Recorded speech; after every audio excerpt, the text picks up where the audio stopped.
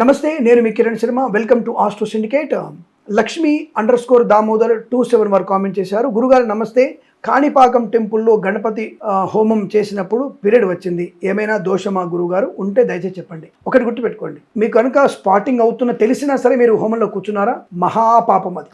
మీకు తెలిస్తే మీ ఆత్మకే తెలవాలి, అది మీ అంతరాత్మకి తెలవాలి. స్పాటింగ్ అవుతుందో తెలిసినా, మీరు గుడికి బయలుదేరుతున్నప్పుడే తెలిసినా, కించిత్ అనుమానం ఉన్నా వెళ్ళి కూర్చున్నారంటే అది మీకు మహాపాపం చుట్టుకుంటుంది. హోమం మీకు తిరగబెడుతుంది, ఇందులో సందేహమే లేదు. ఎట్టి పరిస్థితుల్లో ఆ హోమం మీకు పనికిరాదు. కాబట్టి దీనికి ప్రాయశ్చితం ఏమిటి?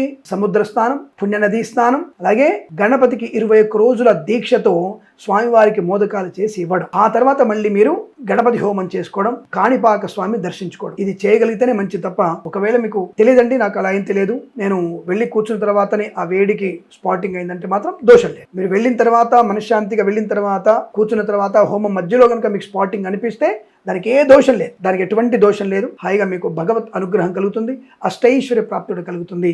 ఈ విషయం మీ అంతరాత్మకి తెలిస్తే చాలు, అందరికి తెలియాల్సిన అవసరం లేదు. కాబట్టి వెంటనే మీరు మన ఛానల్ని సబ్స్క్రైబ్ చేసి 10 మంది సబ్స్క్రైబ్ చేయించండి. ధన్యవాదాలు.